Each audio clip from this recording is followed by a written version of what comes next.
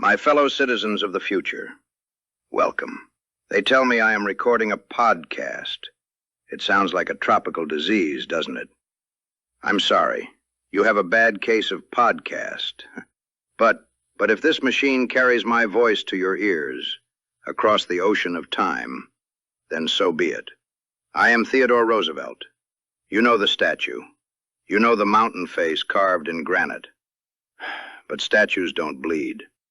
And statues certainly don't cry in the middle of the night. Today, I want to tell you about the blood and the tears. I want to tell you how a boy made of glass became a man made of iron. So, pull up a chair. Pour yourself a drink.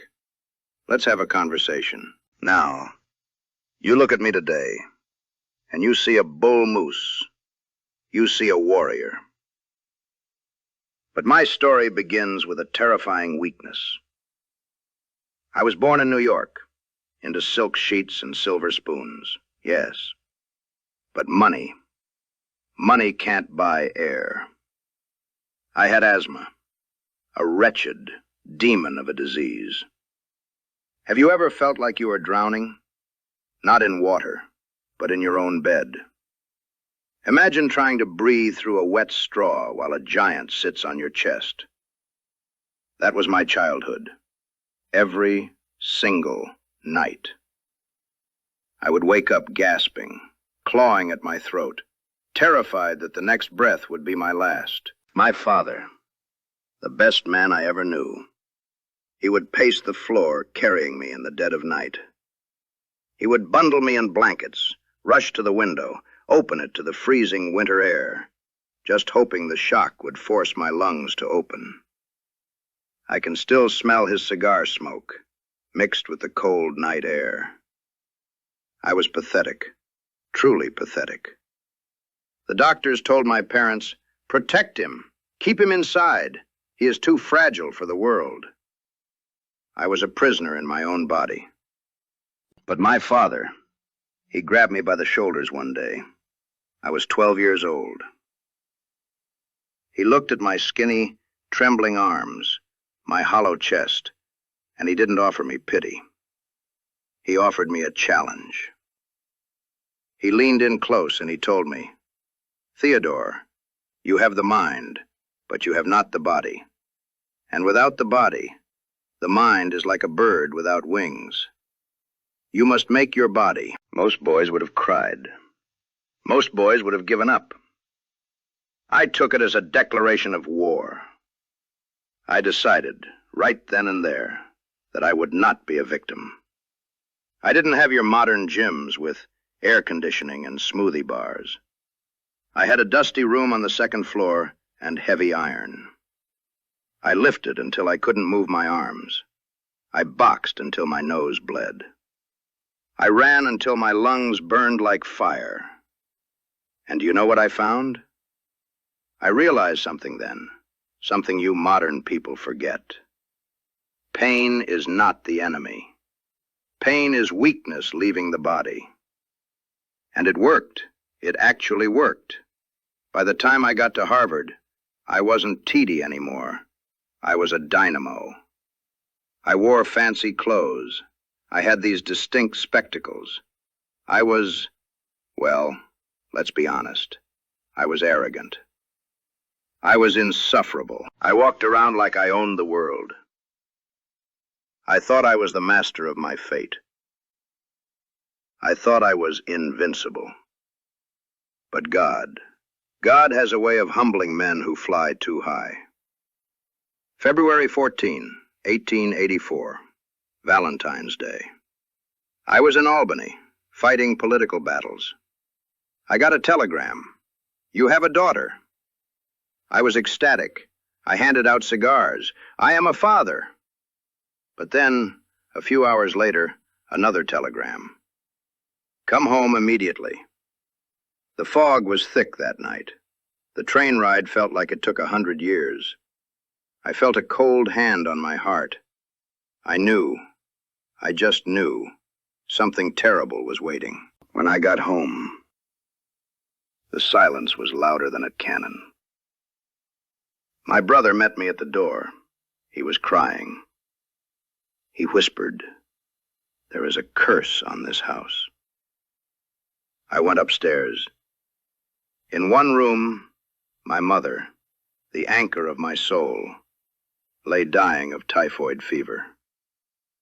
And in the room right next to her, my Alice, my beautiful Alice, dying of kidney failure, complications from the birth.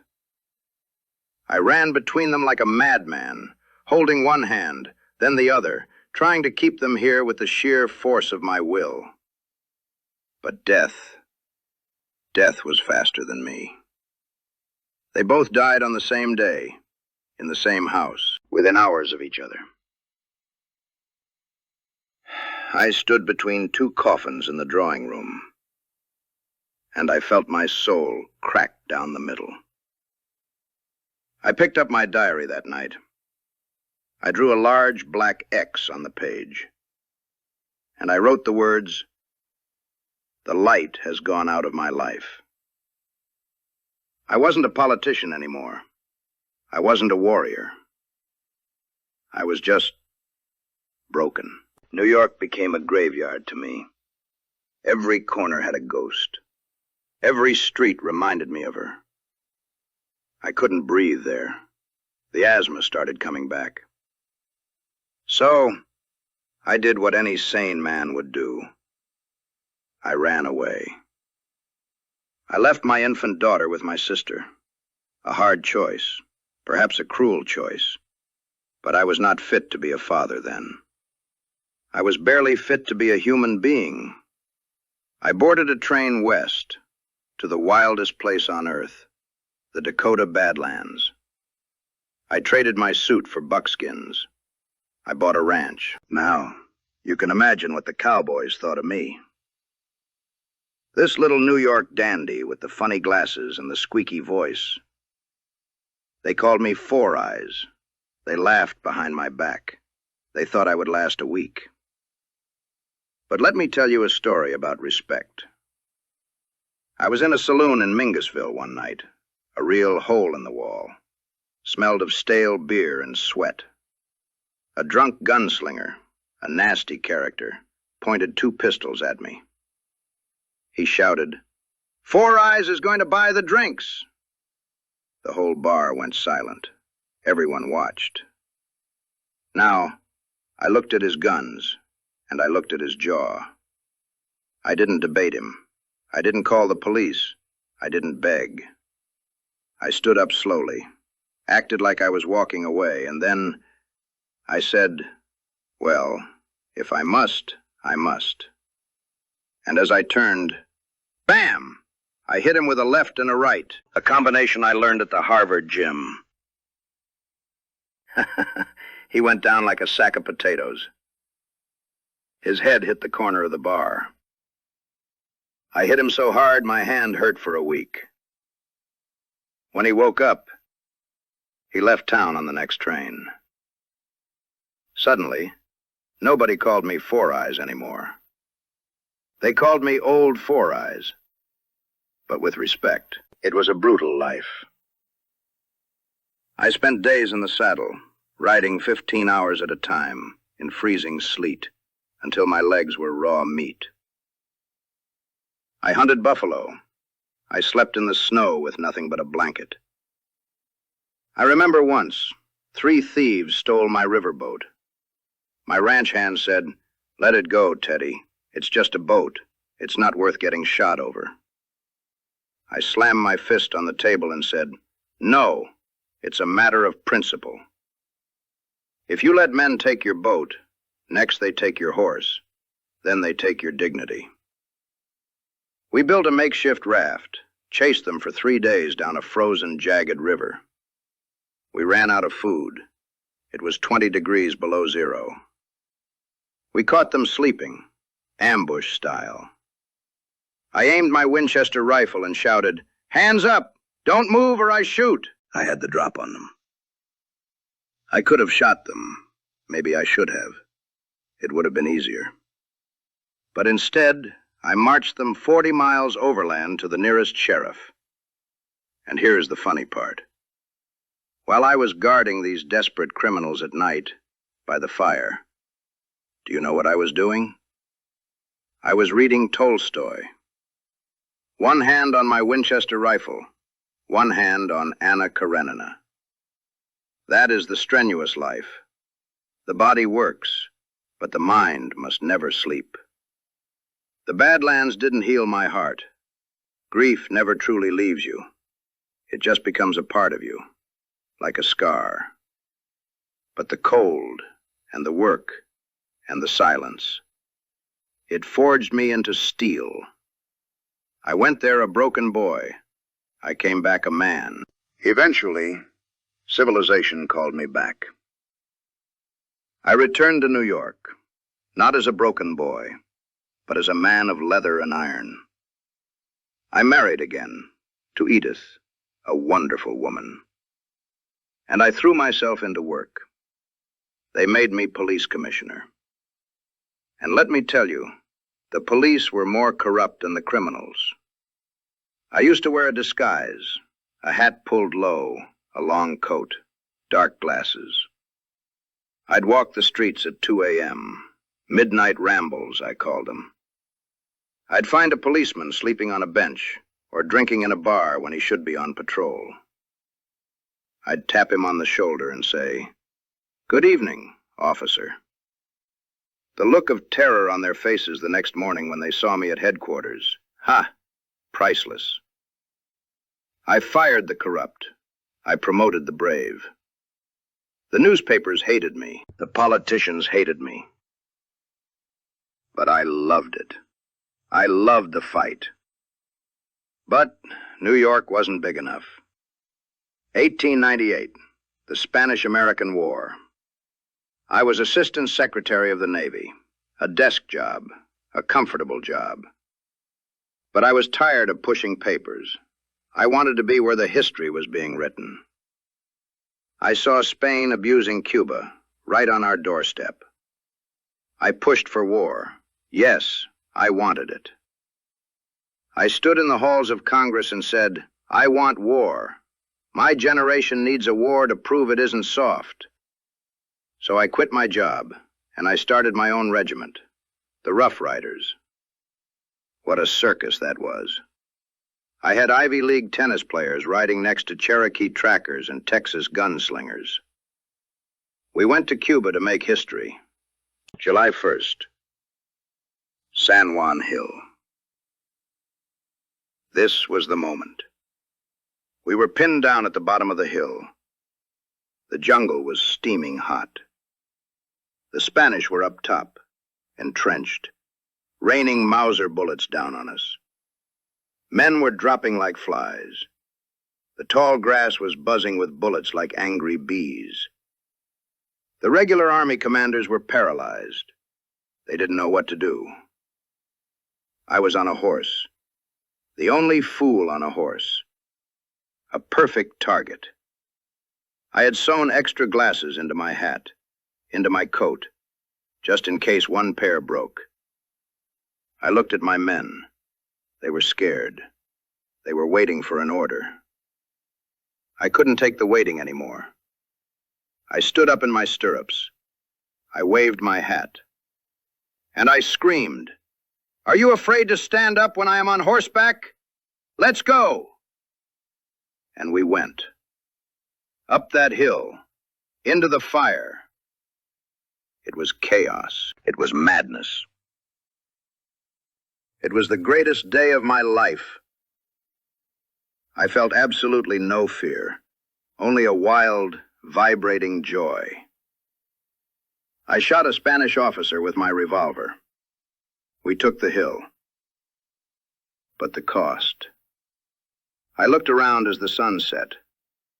My beautiful Rough Riders, dead and dying in the grass.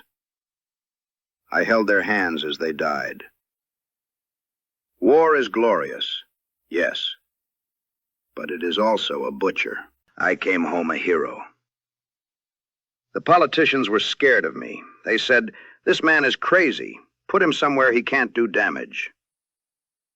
So they made me vice president, the most useless job in America, a political graveyard. They thought they buried me. But 6 months later, an anarchist shot President McKinley in Buffalo. I was hiking on a mountain when the messenger found me. He said, "The president is dying." And suddenly, that damned cowboy was in the White House. I didn't just sit in the chair, I jumped on it. I looked at the map, saw we needed a canal in Panama. Congress argued. Lawyers whispered about treaties. I roared, "I don't have time for lawyers. I want the canal built." I took the isthmus, and I let Congress debate me while the dirt was flying. I sent the Navy around the world just to show off. The Great White Fleet. I brought Russia and Japan to a table and forced them to make peace. Me, the cowboy, getting the Nobel Peace Prize. You have to appreciate the irony. I gave the people the national parks. I fought the big monopolies. I had the time of my life.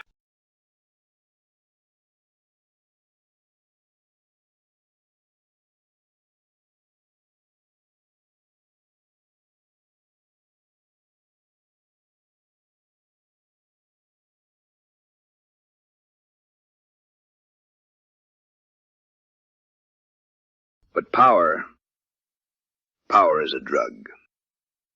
I promised not to run again. I left the presidency in 1908. I went to Africa. I hunted lions. I wrote books. But when I came back, I saw that my successor, Taft, he had become soft. He was bowing to the rich men again. He was undoing everything I built. I could not stand it. The lion had to return to the arena. The year was 1912. I ran for president again. Not as a Republican. They betrayed me. But as the leader of my own party. The Progressive Party. The Bull Moose Party. Because I told the reporters, "I feel as strong and fit as a bull moose." And then Milwaukee happened. October 14.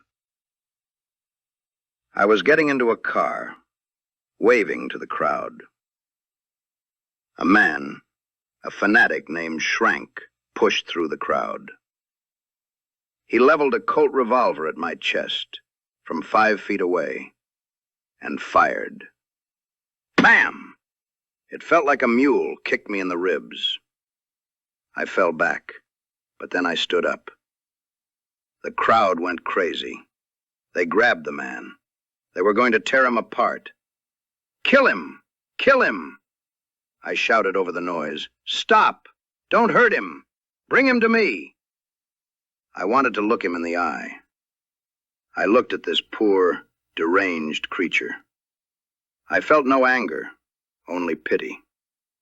I put my hand inside my coat, and I felt the warm blood soaking my shirt. I coughed into my hand. I looked at my palm. No blood. Good. The bullet missed the lung.